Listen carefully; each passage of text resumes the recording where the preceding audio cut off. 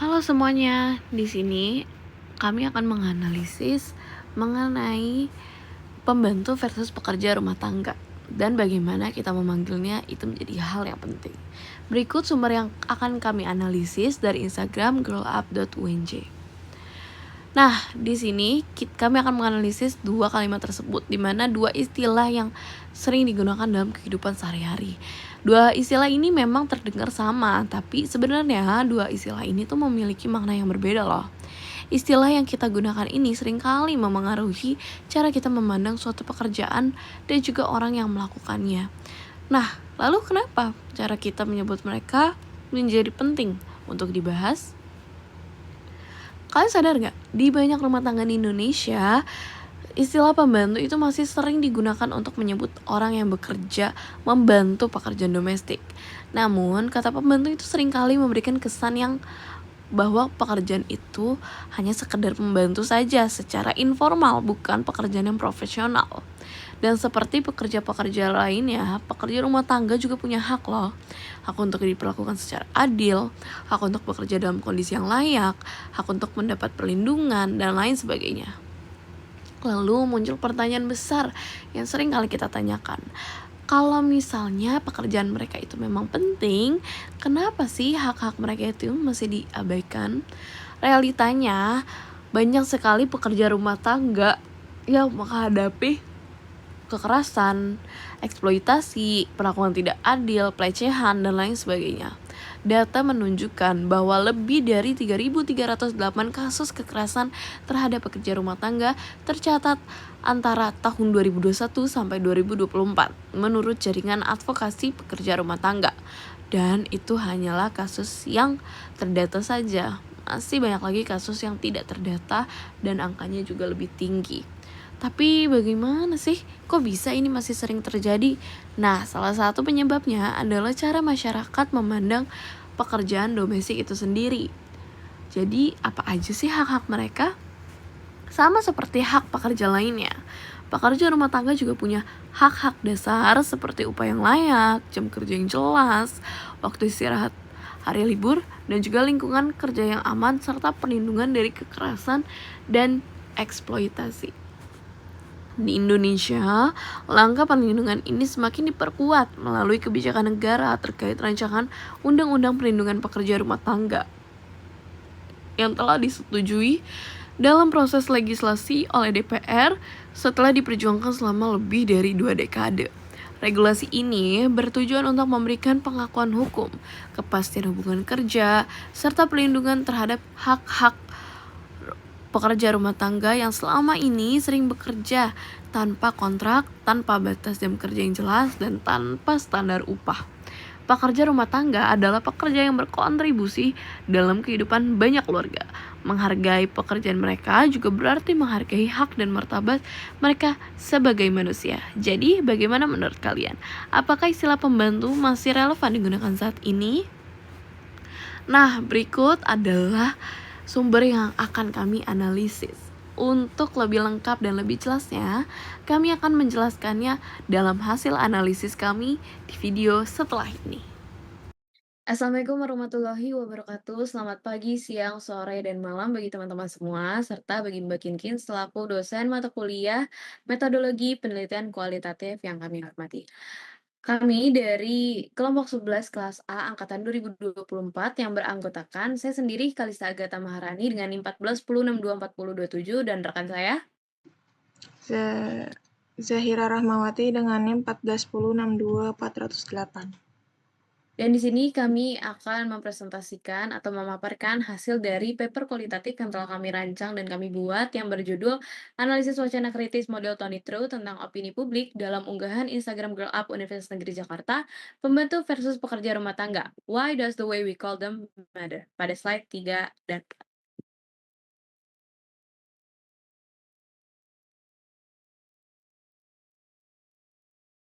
untuk bab 1 sendiri di bagian pendahuluan, saya akan menjelaskan bagian latar belakang. Di sini, kami menjelaskan bahwa bahasa adalah merupakan sistem representasi yang sifatnya itu tidak pernah netral, dan di dalam setiap pilihan kata tersebut, itu selalu terselip konstruksi kalimat dan pola transivitas yang digunakan dalam sebuah teks yang mengandung operasi ideologis. Jadi di setiap pilihan kata atau bahasa itu pasti mengandung ideologis yang menetapkan cara pandang kita terhadap memandang suatu realitas sosial. Dan pernyataan ini juga menjadi salah satu asumsi yang paling dasar dari tradisi analisis wacana kritis atau Critical Discourse Analysis atau CDA. Di mana ditegaskan juga oleh Fairclough pada tahun 1995 di mana bahasa merupakan suatu medan di mana ideologi itu diproduksi dan juga diperebutkan maknanya dalam kehidupan sosial sehari-hari. Nah, di era media sosial yang sekarang sudah mendominasi segala ruang publik, pernyataan tersebut itu bukan cuma sekadar klaim belaka saja, tapi memperoleh urgensi yang memang sangat konkret dan juga dapat kita amati. Pada tahun 2008, Theo van Leeuwen juga menjelaskan pada bukunya yang berjudul Discourse and Practice: New Tools for Critical Discourse Analysis, dia menegaskan bahwa sebenarnya semua teks tanpa terkecuali merupakan recontextualization dari praktik sosial tertentu. Artinya, setiap teks itu bukanlah suatu cermin yang memantulkan realitas secara apa adanya, melainkan sebuah transformasi yang menyaring dan juga menambahkan elemen-elemen tertentu dengan kepentingan konteks di mana teks tersebut direproduksi dan diproduksi. Nah, di sini Van Leeuwen juga menjelaskan bahwa proses ini itu terdapat peran-peran krusial tentang siapa aja yang dihadirkan, siapa yang dikecualikan, dan juga siapa yang diposisikan sebagai agen aktif dan juga agen objek pasif. Nah, di sini Instagram sebagai salah satu platform media sosial dengan lebih dari 100 juta pengguna aktif di Indonesia, itu telah mengalami evolusi yang sangat pesat dan jauh melampaui fungsinya sebagai medium berbagi konten visual semata. Nah, platform Instagram ini telah bertransformasi nih dari apa yang McWell dan Dawes pada tahun 2020 sebut sebagai ruang produksi wacana publik yang demokratis, di mana di sini aktor-aktor non-institusional itu memiliki kemampuan untuk memproduksi dan juga mendistribusikan wacana dengan jangkauan yang sebelumnya hanya dicapai oleh institusi media mainstream dan lain-lain. Nah, tapi sebagaimana ditekankan oleh De Fleur, distribusi itu, secara luas tidak secara otomatis menghasilkan pengaruh yang proporsional, tetapi, itu tergantung dengan sejauh mana sebuah pesan itu berhasil menembus dan juga menetap pada suatu agenda publik. Nah, persoalan tersebut ini, kami, jabarkan dengan penelitian kami yang berjudul, Pembantu versus Pekerja Rumah Tangga. Kami mengambil 2 objek penelitian ini, di mana secara linguistis ini tuh, antara pembantu versus pekerja rumah tangga bukan sekedar perbedaan stilistik atau preferensi pilihan kata aja, tetapi, ini ada, yang disebut releksikalisasi, di mana di sini tuh terdapat proses penggunaan kata alternatif untuk menamai ulang realitas sosial dengan tujuan menggeser seluruh kerangka ideologis yang memaknainya. Trio sendiri juga menunjukkan bahwa terdapat perbedaan pilihan kata, seperti contohnya teroris versus freedom fighters atau Rhodesians versus Zimbabweans, di mana ini tuh bukan sekadar perbedaan stilistik aja, tetapi mencerminkan a comprehensive, systematic kind of difference in thinking about specific matters. Nah, di sini istilah pembantu itu secara leksikal mengandung muatan subordinasi dan juga informalitas yang sangat kuat. Sementara secara morfologis kata ini juga terbentuk dari prefiks "pe" yang membentuk nomina agentif dari verba membantu dan yaitu seseorang yang melakukan tindakan membantu pihak lain. Nah, dalam struktur semantik sendiri dan juga pragmatis bahasa Indonesia, relasi pembantu majikan ini distrukturkan sebagai relasi personal dan hierarkis, di mana pihak pembantu itu tidak memiliki status hukum yang setara dengan pekerja formal. Sebaliknya, frasa pekerja rumah tangga itu menempatkan aktivitas yang sama dalam kerangka hubungan kerja formal dan mengaktifkan seluruh jaringan kewajiban dan juga perlindungan hukum yang melekat pada status pekerja. Nah, di sini relaksikalisasi dari pembantu menjadi pekerja rumah tangga adalah tindakan ideologis yang menggeser realitas sosial dari ranah personal ke ranah hukum ketenaga kerjaan. Nah, kami, memiliki relevansi analisis linguistis karena ini diperkuat nih secara dramatis oleh data empiris dalam slide 4 unggahan Girl Up UNJ, yaitu lebih dari 3.308 kasus kekerasan terhadap pekerja rumah tangga itu tercatat tahun 2021 sampai 2024. Nah, fakta ini tuh menegaskan bahwa pertarungan antara makna pembantu dan pekerja rumah tangga itu bukan pertarungan akademis mata, tetapi pertarungan tentang apakah pekerjaan domestik itu diakui sebagai pekerjaan nyata yang dilindungi hukum. Dan apakah orang yang melakukannya itu dipandang sebagai subjek hukum yang memiliki atau sebagai objek sosial yang bergantung pada kebaikan majikannya. Nah, penelitian kami juga tidak berhenti pada level analisis linguistis semata saja, tetapi terdapat pertanyaan yang lebih strategis dan lebih luas. Yaitu apakah konstruksi linguistis yang dilakukan oleh Girl Up UNJ ini berhasil membentuk opini publik, khususnya di kalangan mahasiswa sebagai audiens utamanya.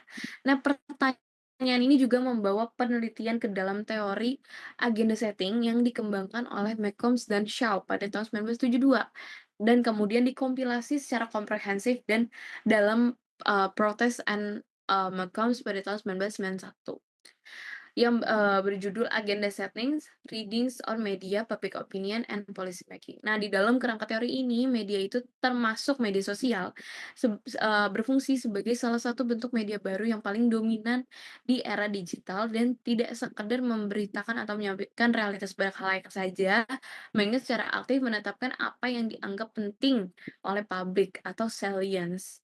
Dan bagaimana publik ini memikirkan suatu isu dan pada akhirnya bagaimana opini publik itu terbentuk.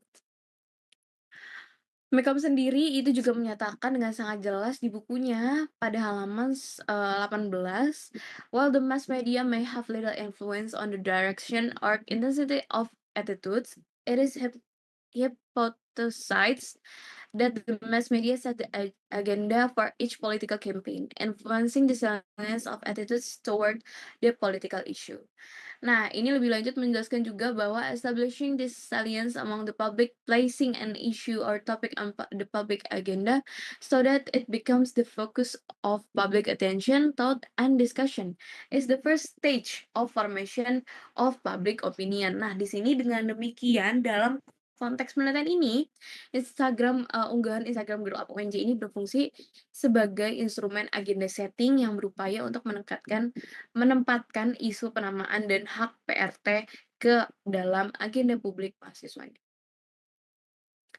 Nah, penelitian ini juga mengintegrasikan dua kerangka teoritis secara simultan dan saling melengkapi, yaitu pertama, model Tony True atau dalam buku Fowler et al. Pada tahun 1979 sebagai alat analisis linguistis mikronya yang berfungsi untuk membedah proses leksikal, transitivitas, dan juga transformasi sintaksis dalam teks. Eee, yang kedua, 6 dimensi opini publik dari teori agenda setting dari Protest and McCombs pada tahun 1991 sebagai kerangka analisis makronya. Dan juga, diperkaya juga dengan konsep-konsep dari Van Leeuwen tahun 2008 tentang recontextualization, social actor network, and social action network sebagai jembatan teoritisnya. Nah, di sini fokus penelitian kami itu, eee terbagi menjadi pemilihan diksi, struktur linguistik, serta strategi representasi yang digunakan dalam slide 3 dan slide 4. Nah, hal ini menjadi penting untuk dikaji. Jika kami kaitkan dengan 6 dimensi opini publik dalam teori agenda setting, penelitian ini itu menetapkan fokus pada persoalan berikut, yaitu bagaimana konstruksi linguistis dalam slide 3 dan slide 4 unggahan Instagram Girl Up Universitas Negeri Jakarta yang berjudul "Pembantu versus Pekerja Rumah Tangga, Why Does the Way We Call the Matter" membentuk opini publik. Lalu untuk bagian 1.3 terkait tujuan penelitian itu untuk menganalisis bagaimana konstruksi linguistis dalam slide 3 dan slide 4 unggahan Instagram Girl Up Universitas Negeri Jakarta membentuk opini publik melalui model Tony True. Nah, untuk bagian 1.4 terkait manfaat penelitian, berdasarkan fokusnya dan juga tujuan penelitian yang telah dirumuskan, penelitian ini itu diharapkan untuk memberikan kontribusi terhadap perkembangan kajian akademik. Nah, di sini ada 2 manfaat. Yang pertama itu manfaat akademis, yaitu untuk memberikan kontribusi, memperkaya literatur akademik Indonesia, dan juga memberikan pemahaman yang lebih komprehensif mengenai mekanisme rekontekstualization dalam menjembatani analisis teks dan analisis efek media. Ada juga manfaat praktis, yaitu untuk memberikan pemahaman bagi komunitas aktivisme, menjadi referensi bagi advokasi HPRT, dan juga meningkatkan literasi kritis audiens. Kita lanjut ke bagian bab 2 terkait kajian teori, di mana untuk bagian 2.1 yaitu konsep, penelitian ini sendiri itu berpijak pada 3 konsep fundamental yang memang saling berkaitan dan juga membentuk kerangka analisis yang kohesif. Nah, konsep yang pertama itu adalah wacana atau discourse, di mana ini tuh tidak dipahami sebagai semata-mata sekumpulan teks saja yang sifatnya netral, melainkan sebagai praktik sosial yang aktif untuk merepresentasikan, membangun, dan memperebutkan realitas tertentu. Di sini Vercox juga menjelaskan ya bahwa wacana adalah sistem representasi yang selalu terikat pada relasi kekuasaan dan ideologi, di mana setiap teks itu mengandung pilihan-pilihan yang mencerminkan pandangan dunia tertentu dan secara aktif memproduksi serta mereproduksi relasi sosial tertentu dalam masyarakat. Nah, Theo van Leeuwen juga memperluas nih konsep wacana ini melalui gagasannya, yaitu discourse as I conceive of them in this book can be realized not only linguistically but also by means of other semiotic modes. Ia juga menjelaskan nih bahwa recontextualization ini adalah proses di mana praktik sosial itu dimasukkan ke dalam praktik sosial yang lain. Nah, konsep ketiga itu adalah opini publik dalam konteks komunikasi massa. Nah, dalam kerangka teori agenda setting yang kami, eee, miliki itu dikembangkan oleh Malcolm and Shaw pada tahun 1972, dan di sini opini publik itu dipahami bukan sebagai entitas dari, yang terbentuk secara spontan dan otonom saja, tetapi sebagai produk dari proses sosial. Di sini ada review literatur yang kami gunakan. Kurang lebih ada 10 literatur dari jurnal-jurnal terdahulu yang kami gunakan.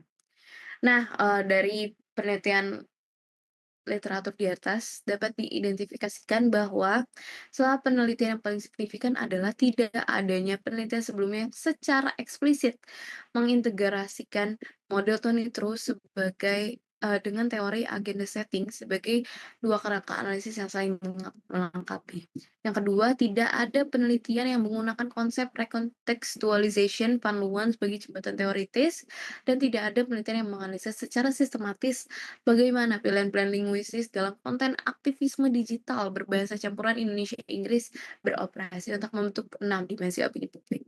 Lalu untuk bagian 2.3 terkait kajian teori, di sini kami menggunakan analisis wacana kritis, yang mungkin tadi saya sudah jelaskan, dan di sini, kami menerapkan model Tony True dengan menawarkan fokus yang lebih spesifik nih dalam, level linguistis mikro, di mana bagaimana pilihan-pilihan bahasa yang tampak teknis dan objektif sebenarnya itu mengandung dan mereproduksi posisi ideologis yang sangat-sangat spesifik. Nah, kenapa kami memilih pendekatan True ini? Karena pendekatan ini, itu relevan dengan objek penelitian kami, yaitu pertarungan antara pembantu dan pekerja rumah tangga. Lalu untuk bagian 2.3.2 terkait model analisis Tony True, kami menggunakan dasar teoritis dan 3 dimensi analisis dari Tony True. Dijelaskan juga nih di halaman 94 di bukunya, yaitu to the extent that the concept in a discourse and are related as a system, they are part of theory or ideology. That is a system, concept, and image which are a way of seeing and grasping things and interpreting what is seen or heard or read. Jadi, jadi terus sendiri juga mencakup 3 dimensi analisis utama nih yang menjadi alat bedah linguistis dalam penelitian ini. Mungkin teman-teman bisa lihat juga ada pasifikasi, nominalisasi, sini juga ada dimensi-dimensi dari Tony True, yaitu proses leksikal dan rasivitas. Tapi kami tidak menggunakan dimensi ini sebagai dimensi penelitian kami. Ini hanya sebagai konsep yang kami gunakan saja. Nah, ini adalah, konsep yang dijelaskan oleh Tony True, yaitu ada dimensi pertama itu proses proses leksikal, di mana ini merujuk pada cara teks memilih kosakata dari medan leksikal. Seperti contohnya teroris versus freedom fighters, atau Rhodesian versus Zimbabweans, dan pembantu versus pekerja rumah tangga. Lalu yang dimensi kedua yaitu terkait transivitas atau transivity, di mana kalau transivitas sendiri ini tuh merujuk pada cara teks itu merepresentasikan partisipan dan juga proses klausa, di mana khususnya siapa yang jadi pelaku aktif dan juga pasif. Dan siapa yang dijadikan partisipan yang terdampak dan bagaimana relasi kausal antara keduanya itu digambarkan. Lalu di dimensi ketiga ini ada terkait transformasi sintaksis atau synthetic transformation, di mana transformasi ini mencakup dua proses utama yang paling signifikan secara ideologis, yaitu pasifisasi dan nominalisasi, di mana keduanya adalah strategi linguistis. Oke, lanjut untuk bagian 2.3.3 terkait recontextualization dan social actors networks, yaitu kontribusi Van Leeuwen. Di mana di sini teman-teman bisa melihat ada penjelasan terkait social actor and action network Van Leeuwen. Dan teman-teman bisa lihat sendiri ya, di mana di sini kalau prinsip dari recontextualization sendiri, setiap teks itu berarti merupakan transformasi dari praktik sosial tertentu. Nah, kategori ini juga memberikan dimensi analitis yang memperkaya model Tony terus secara langsung. Di sini bagian teori agenda setting dan 6 dimensi opini publik. Nah, kami menggunakan teori agenda setting sebagai salah satu teori komunikasi, dan kami menggunakan variabel opini publik yang mencakup di dalam teori agenda setting. Nah, teori ini tuh mengemukakan proposisi yang tampaknya sederhana, tapi sebenarnya implikasi ini sangat luas. Nah, teman-teman juga bisa lihat sendiri nih alur dari teori agenda setting yang kami gunakan pada penelitian kami. Ya, teman-teman bisa lihat. Nah, di sini kami menggunakan 6 dimensi. Yang dimensi pertama yaitu salience atau kemenonjolan isu, di mana ini merupakan dimensi yang sangat dasar ya. Karena salience ini mengukur seberapa menonjol suatu isu di dalam benak publik. Lalu yang kedua ada dimensi direction and intensity of attitudes atau arah dan intensitas sikap, di mana di sini merujuk pada arah sikap publik terhadap suatu isu. Lalu dimensi yang ketiga yaitu awareness atau kesadaran publik, di mana di sini itu mengembangkan pengukuran agenda publik ketiga level awareness yang sangat berbeda secara kualitatif. Yang keempat ada public agenda atau agenda publik, di mana di sini itu membedakan 3 jenis public agenda yang mencerminkan cara yang berbeda di mana isu itu masuk ke dalam kehidupan sehari-hari audiens. Ada interpersonal, dan perceived community public agenda. Yang kelima yaitu ada dimensi cognition and attitude formation, yaitu terkait bahwa eee, pengetahuan, pemahaman, dan juga representasi mental yang dimiliki individu tentang suatu isu. Ada dimensi yang terakhir yaitu public concern dan intensity of public concern, di mana ini terkait hal ini terkait persentase tertinggi yang dicapai suatu isu dalam agenda publik. Nah, teman-teman bisa lihat juga ya di sini. Lalu untuk variasi bahasa dan ideologi gender sebagai konteks analisis, ini juga menampilkan fenomena code switching, dan ada juga di sini perkataan seperti debate question, reality check, and just like other workers, dan lain-lain. Nah, untuk variabel penelitian kami, yaitu opini publik dalam unggahan Instagram Girl Up Universitas Negeri Jakarta. Dan di sini juga ada definisi operasional, indikator teks, dan penguatan konseptual dari Van Leeuwen.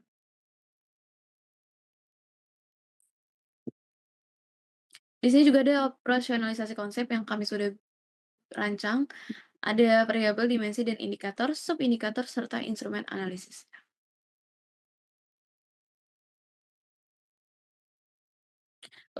Lalu lanjut masuk ke bab 3 terkait metode penelitian. Untuk paradigma penelitian sendiri yang kami gunakan, kami menggunakan paradigma kritis atau critical paradigma sebagai landasan epistemologis, di mana ini menentukan cara kami memandang objek penelitian kami dan berangkat dari pertanyaan yang diajukan dan menginterpretasikan temuan. Di sini paradigma kritis sendiri itu juga memiliki akar intelektual dalam tradisi Frankfurt School, khususnya pada tradisi AWK ya. Nah, kenapa kami memilih paradigma kritis sebagai paradigma penelitian kami? Hal ini juga didasari dari 3 pertimbangan yang sebenarnya saling berkaitan. Yang pertama itu secara ontologis, objek penelitian ini adalah teks aktivisme gender di media sosial. Nah, secara eksplisit pasti berada di dalam arena pertarungan makna dan juga ideologi tentang kerja, gender, dan kelas sosial. Lalu, yang kedua, secara epistemologis, kerangka teori yang digunakan itu model Tony True dan teori agenda setting, dan keduanya itu berakar dalam tradisi yang menolak netralitas bahasa dan media. Di mana, mereka itu memandang bahwa analisis teks itu sebagai tindakan kritis yang memiliki konsekuensi sosial. Lalu yang ketiga atau yang terakhir yaitu secara aksiologis, isu substantif yang dikaji yaitu ketidakadilan terhadap PRT yang terekspresikan dan diperkuat. Lalu untuk pendekatan penelitian ini yaitu kualitatif interpretatif karena bertujuan untuk memahami secara mendalam dan secara kritis bagaimana makna diproduksi dan bagaimana opini publik dibentuk melalui konstruksi linguistis dalam teks. Nah, di sini Creswell sendiri juga menjelaskan bahwa penelitian kualitatif ada pendekatan yang tepat ketika tujuan penelitian adalah untuk mengeksplorasi dan memahami makna yang kompleks dari fenomena sosial atau humaniora melalui proses analisis data yang bersifat induktif, interpretatif, dan kontekstual. Nah, jenis pendekatan kualitatif yang secara spesifik kami gunakan yaitu analisis wacana kritis atau critical discourse analysis, di mana ia tidak hanya bertujuan untuk mendeskripsikan saja, tetapi juga menjelaskan hubungannya. Lalu untuk bagian 3.3 terkait metode penelitian, kami menggunakan metode analisis wacana kritis dengan dua kerangka utama yang diintegrasikan secara simultan, yaitu model Tony True sebagai kerangka analisis linguistis mikro, dan juga konsep-konsep dari Van Leeuwen sebagai kerangka sosiologis yang memang memperhalus dan memperluas analisis tersebut. Nah, teman-teman bisa lihat ya, di sini ada alur dari analisis penelitian kami, ada dari objek penelitian ke transkripsi data, ke analisis linguistis mikro, dan lain-lain sebagainya. Nah, di sini ada beberapa tahap. Yang tahap pertama itu yaitu mengidentifikasi dan mentranskripsikan data. Di mana seluruh teks verbal di slide 3 dan 4 itu ditranskripsi secara lengkap dan akurat. Yang tahap kedua yaitu menganalisis proses leksikal, di mana penelitian sendiri memetakan secara sistematis semua pilihan kosakatanya yang bermuatan ideologis dalam teks. Tahap ketiga ada menganalisis proses transivitas, tahap keempat ada menganalisis transformasi sintaksis, dan tahap yang terakhir yaitu menginterpretasikan dimensi opini publik. Lalu untuk, bagian 3.4 terkait teknik penarikan informan. Di sini, kami kan menggunakan unggahan GitHub UNJ yang diunggah pada tanggal 15 Maret 2026 dan kami memilih slide 3 dan slide 4 secara purposif dan didasari pada pertimbangan bahwa memang kedua slide ini tuh mengandung muatan linguistis. Nah, ada pun alasan mengapa kami memilih dua slide tersebut. Untuk slide 3 sendiri itu dipilih karena memang memuat konteks leksikal langsung antara dua istilah kunci beserta argumen ideologis yang menyertainya. Dan slide 4 itu dikarenakan memuat data empiris dan juga pertanyaan retoris atau pertanyaan retorika yang berfungsi sebagai mekanisme pembentuk public concern dan salient sekaligus menyajikan pola transivitas dan transformasi sintaksis yang paling kompleks dan informatif. Nah, untuk teknik pengumpulan data untuk teknik pengumpulan datanya sendiri untuk penelitian kami menggunakan dokumentasi digital berupa tangkapan layar, unggahan Instagram yang diambil langsung dari akun @girlup.winj dan juga disertai oleh transkripsi teks verbal yang akurat. Nah, nantinya seluruh data itu akan disimpan dengan metadata yang lengkap dengan, ada tanggal unggah, nama akun, dan judul unggahan yang memang memungkinkan untuk verifikasi dan audit trail. Mungkin sekian dari saya, untuk materi selanjutnya akan dijelaskan oleh rekan saya, pada Zahira, saya persilahkan. Baik, terima kasih kepada Kalista. Saya akan lanjut menjelaskan mengenai 3.5 mengenai keabsahan data. Boleh di next berikutnya. Ya, jadi di sini kita terdapat gambar yang mana mengenai triangulasi teori. Yang mana itu teknik pertama ada triangulasi teori, di mana penelitian ini menggunakan 3 kerangka. Bisa dilihat ada analisis, ada konteks, ada dimensi opini. Yang pertama, penelitian ini tuh ada dari model Tony True. Terus juga ada dari Van Leeuwen, kemudian juga ada dari agenda setting. Boleh dilanjut? Oke. Stop. Oke.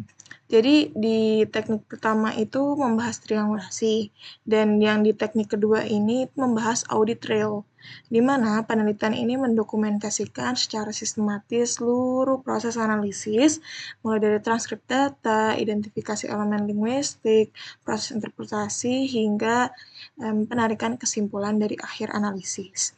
Lalu dokumentasi ini mencakup tangkapan layar, ataupun catatan analisis. Kemudian dengan adanya audit trail ini akan membuat proses penelitian menjadi transparan dan dapat ditelusuri kembali. Boleh dilanjut? Oke, baik. Berikutnya masuk ke dalam strategi penelitian, yang mana strategi penelitian kita ini menggunakan strategi single text in-depth analysis atau analisis mendalam terhadap satu teks, yakni unggahan Instagram Grow Up UNJ. Lalu strategi ini juga dipilih karena berbagai pertimbangan, dan tentunya strategi analisis teks tunggal ini tradisinya kuat karena dari analisis wacana kritis yang dianut oleh Tony Drew dan kawan-kawan. Berikutnya, lanjut ke bawah. Dan bukan hanya dari Tony Drew dan rekan-rekan, Fairclough dari buku Fairclough juga menegaskan bahwa analisis kritis ini mensyaratkan perhatian terpusat pada objek teks, yang mana dimensi tekstual, diskursif, dan sosial dapat ditelusuri secara simultan. Lalu dalam konteks penelitian ini, yang mana strategi tersebut diterapkan pada slide 3-4 unggahan Instagram Grow Up UNJ, yang mana membangun argumentasi tentang pentingnya penggunaan istilah pekerja rumah tangga dibanding pembantu. Oke, berikutnya. Di 3.7 mengenai metode pengumpulan data. Pengumpulan data dalam penelitian ini dilakukan melalui dokumentasi digital, yaitu metode yang relevan untuk objek penelitian yang berupa konten media sosial, yaitu Instagram tentunya, berbentuk teks dan juga verbal visual. Sumber data primer pada penelitian ini adalah unggahan Instagram akun dari @growupunj dengan judul berikut, yang mana dengan fokus analisis yang kita ambil ada di slide 3-4 sebagai unit analisis penelitian. Lalu pemilihan slide 3-4 ini dilakukan secara purposif berdasarkan 3 pertimbangan, yang dimana terlewat. Oke, baik. Alasan pertamanya itu karena kedua slide ini secara eksplisit membangun argumentasi mengenai relasi antara pilihan kata pembantu dan juga kata pekerja rumah tangga dengan konstruksi makna sosial yang membentuk opini publik. Kemudian, alasan kedua ini, teks pada slide tersebut itu mengandung pilihan leksikal yang ideologis dan relevan untuk kita kaji tentunya melalui dimensi proses-proses tersebut, yang dimana dianut dalam model Tony Drew. Kemudian alasan ketiga yaitu unggahan ini diproduksi oleh komunitas aktivisme mahasiswa yang secara eksplisit memiliki tujuan edukatif dan juga persuasif, sehingga memenuhi karakteristik sebagai teks yang memuat konstruksi ideologis dan layak dikaji secara kritis. Dan prosedur pengumpulan data dilakukan melalui 2 langkah, yang mana langkah pertama adalah pengambilan tangkapan layar, yaitu screenshot pada slide 3-4 secara langsung. Kemudian langkah kedua adalah transkripsi seluruh elemen linguistik. Lalu dari Van Leeuwen juga menegaskan bahwa dalam multimodal, unsur visual dan verbal sama-sama berkontribusi dalam konstruksi makna, sehingga penciptaan konteks visual menjadi bagian integral dalam pengumpulan data. Lanjut ke dalam 3.8, metode analisis data. Analisis data dalam penelitian ini dilakukan melalui pendekatan analisis wacana kritis tentunya, yaitu dengan menggunakan model Tony Drew, sebagai kerangka analisis utama. Model ini dipilih karena menyediakan 3 perangkat analisis, linguistis, leksikal, transkriptas, dan juga mampu membedah bagaimana opini publik tentang pekerja rumah tangga dikonstruksi dalam unggahan Instagram Glow Up. Kemudian lanjut ke bawah. Oke, cukup. Analisis ini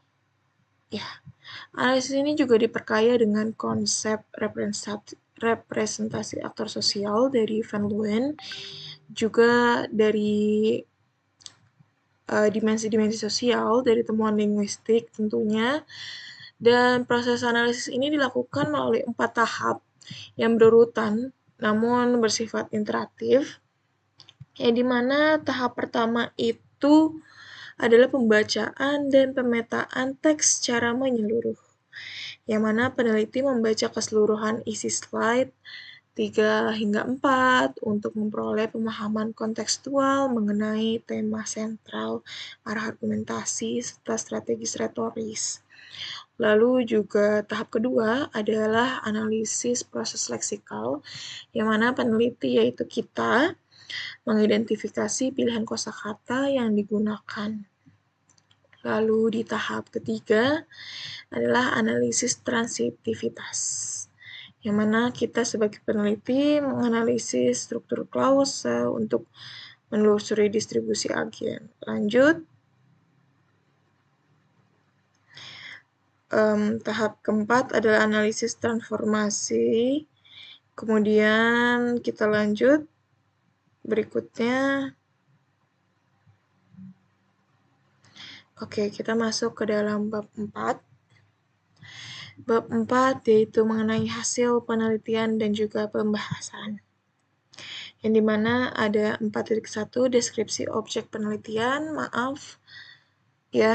baik. Objek penelitian kita kali ini yaitu slide 3 hingga 4 dari unggahan Instagram akun Glow Up UNC yang diterbitkan pada 15 Maret 2026.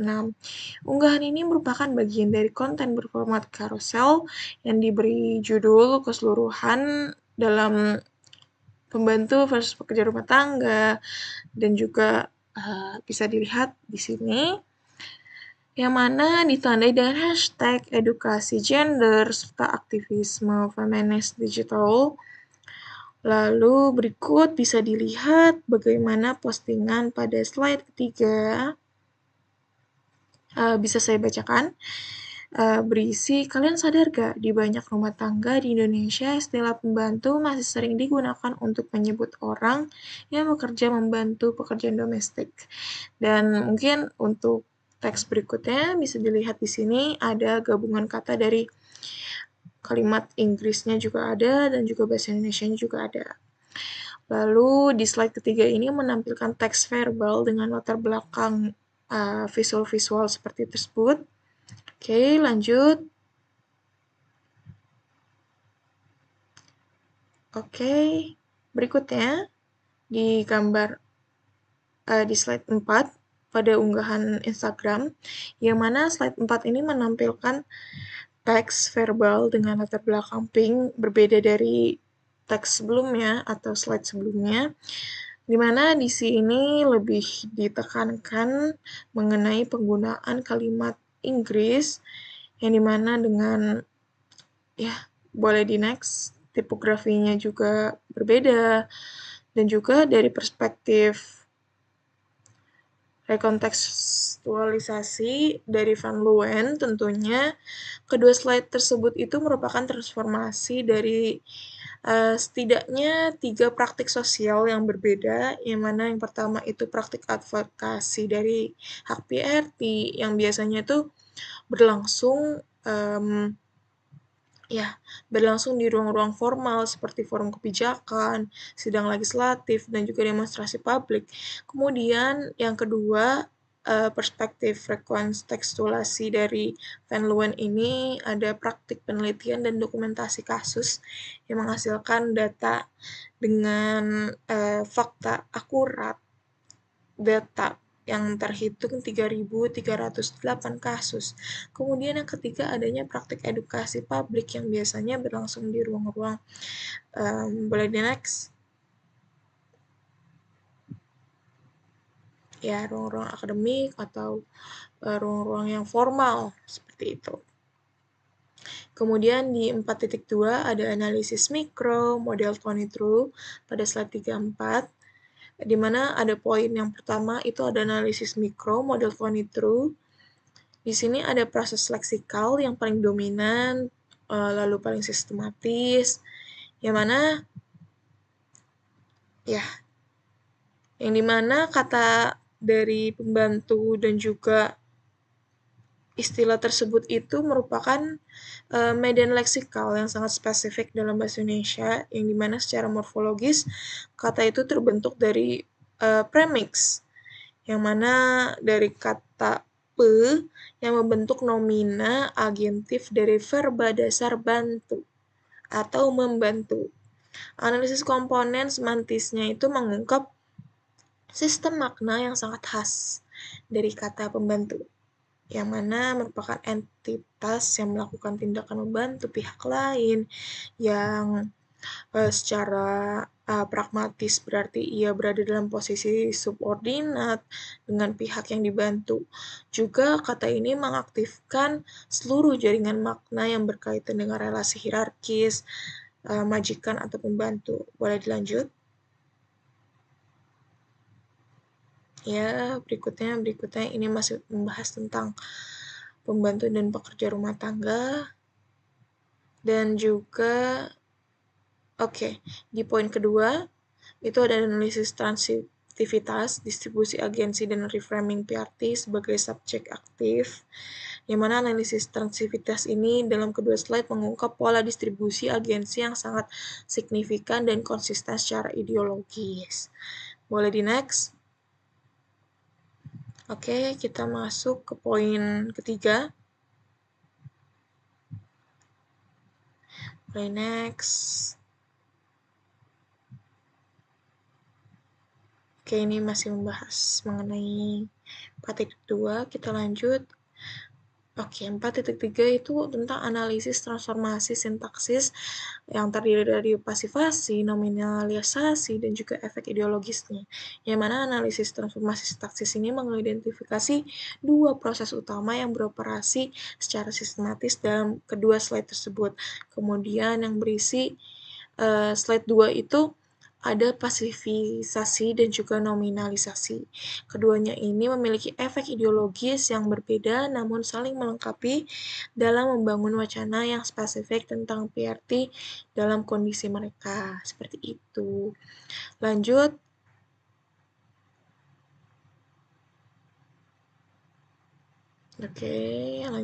Lanjut. Masih mengenai kita lanjut ke 4.3 yang mana masuk dalam analisis opini publik, yang mana 6 dimensi dalam kerangka agenda setting. Yang pertama ada salience, yang mana bagaimana isu hak PRT ini diangkat ke permukaan kesadaran publik. Lalu lanjut berikutnya ke pembahasan 4.3.2. Boleh dilanjut?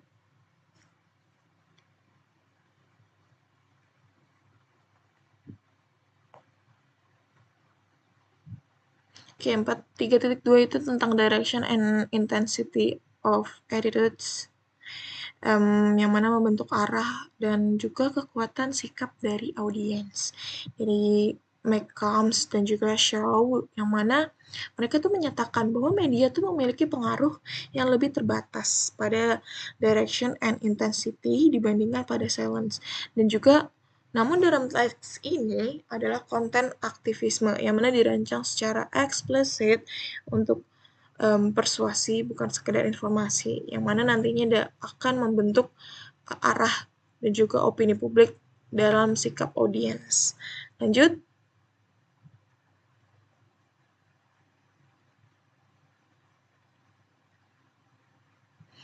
Kita masuk ke dalam 4.3 yang mana membahas awareness. yang terdiri dari 3 level kesadaran yang dibangun secara progresif. Kita akan membahas ini secara runtut, yang dimana level pertama dari awareness ini atau dari isu secara umum, yang dibangun langsung sejak kalimat pada slide 3, yang dimana ada pertanyaan, kalian sadar gak di banyak rumah tangga, istilah pembantu, dan lain-lain, dan seterusnya, di mana di sini langsung menempatkan pembaca pada level pertama, di mana awareness. Ada sebuah fenomena, dan juga ada penggunaan istilah pembantu yang layak untuk diperhatikan dan juga dipertanyakan. Kemudian kita lanjut ke level kedua awareness, yang itu membahas pemahaman sub-isu. Ya, sub-isu yang lebih spesifik dibangun melalui penjelasan tentang perbedaan ideologis antara dua istilah. Kata pembantu seringkali memberikan kesan bahwa pekerjaan itu hanya sekedar membantu secara informal, bukan sebuah pekerjaan profesional. Itu di level kedua. Lanjut di dalam level ketiga. Level ketiga awareness itu ada informasi spesifik dan juga terverifikasi, yang mana itu dibangun paling kuat melalui slide 4 dengan data akurat yang menyertakan adanya angka yang terdiri dari 3.308 kasus kekerasan. Seperti itu. Lanjut ke dalam 3.4 public agenda yang mengaktifkan 3 jenis agenda publik secara simultan. Oke, di sini boleh di slide. Oke, stop. Yang pertama itu ada penggunaan kata kalian, artinya jamak. Karena secara gramatikal itu menempatkan pembaca dalam komunitas pembaca kolektif, dan juga kemungkinan adanya diskusi kebersamaan. Lalu yang di kedua itu ada format konten Instagram, yang mana teknisnya ini memungkinkan dan mendorong sharing dari fitur-fitur Instagram untuk repost ataupun share. Dan yang ketiga ini adanya data dan argumentasi yang disajikan, memberikan audiens ini talking points-nya itu ada, mana mereka tuh gunakan dalam diskusi sehari-hari dengan berdasarkan adanya kedataan. Berikut, lanjut. Oke, kita masuk ke dalam 3.5, ada cognition and attitude formation dari mendistrupsi, naturalisasi, dan mengubah kerangka pikir. Oke, perubahan kognisi yang paling mendasar itu diinisiasi oleh slide 3, dan juga lanjut.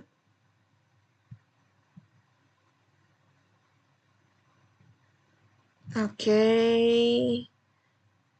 Dari slide 3 itu ada mekanisme denaturalisasi ini, yang dimana bervariasi untuk teknik oleh Van Leeuwen, yang mana dia menyebutkan adanya eksplisitasi dari rekontekstualisasi.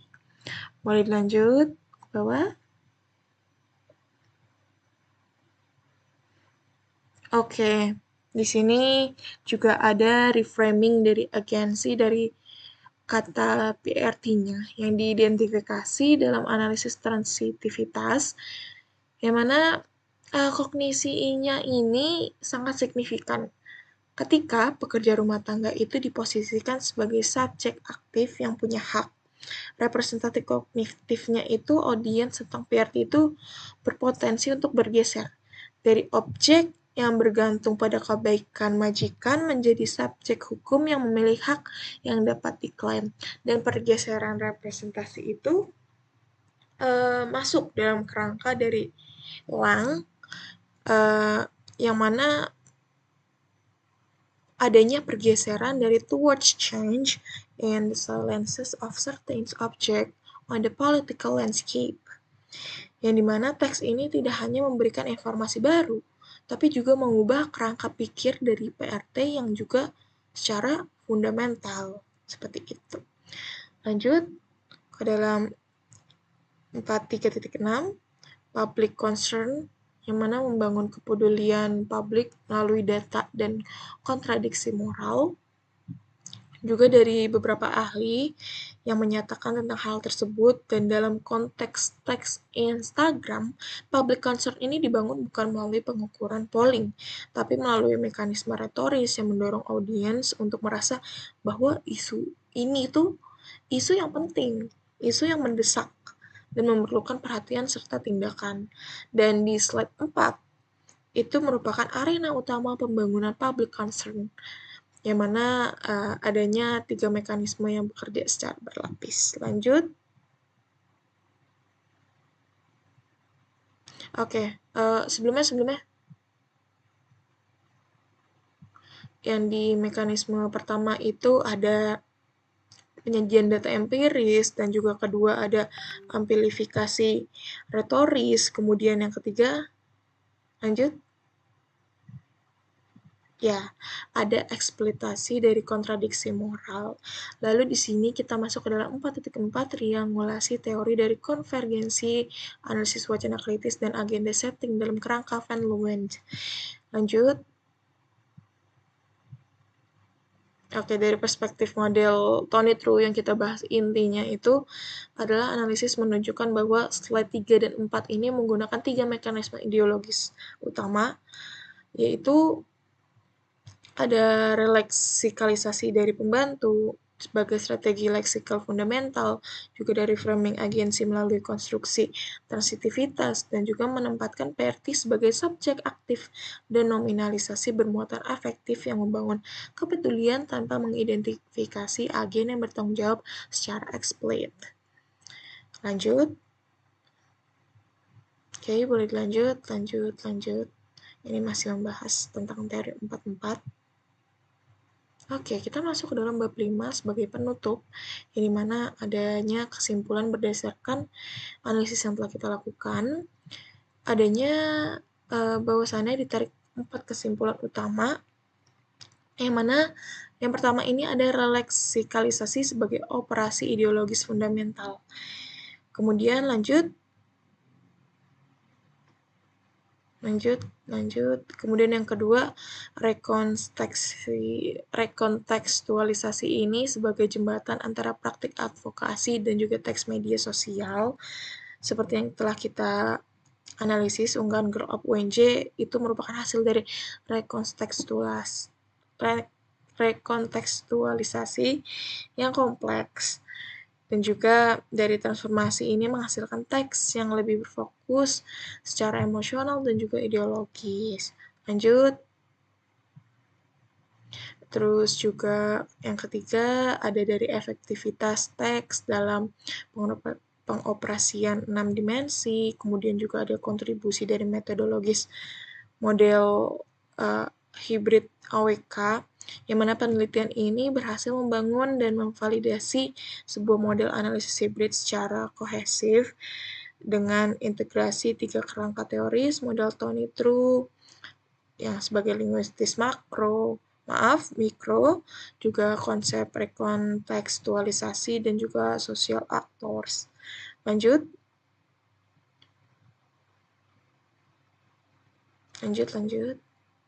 Oke, next. Oke, kita masuk ke dalam saran. Yang pertama itu penelitian selanjutnya mungkin akan diharapkan untuk mengembangkan model, sebelumnya comments-nya. Ya, mengembangkan komen AWK. Kemudian juga yang kedua, kajian serupa itu kemudian juga yang kedua, di mana saran untuk peneliti berikutnya adanya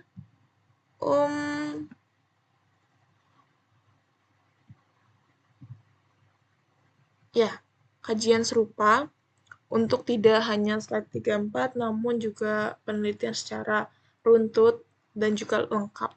Kemudian juga yang ketiga, ada juga saran model analisis hybrid ini perlu diuji penerapannya pada konten aktivisme digital. Dan juga platformnya itu berbeda dari X, TikTok, atau YouTube, dan lain-lain. Dan yang keempat itu saran penelitian ini membuka jalan untuk studi komparatif antar konten aktivisme digital dari berbagai negara. Oke, dengan memperhatikan pola-pola tentunya spesifik. Oke, lanjut. Oke, kita sampai daftar pustaka. Mungkin sekian dari pemaparan mengenai hasil analisis kami dari kelompok 11 yang mengenai analisis wacana kritis, model Tony True tentang opini publik dalam unggahan Instagram Grow Up UNJ, yang mana pembantu versus pekerja rumah tangga, why does the way we call them matter, pada slide 3 hingga 4. Oke, sekian saya Zahira Ramawati, juga rekan saya Kalista Agatha Maharani, mengucapkan terima kasih. Mohon maaf apabila ada kesalahan kata. Selamat malam, siang, sore. Terima kasih.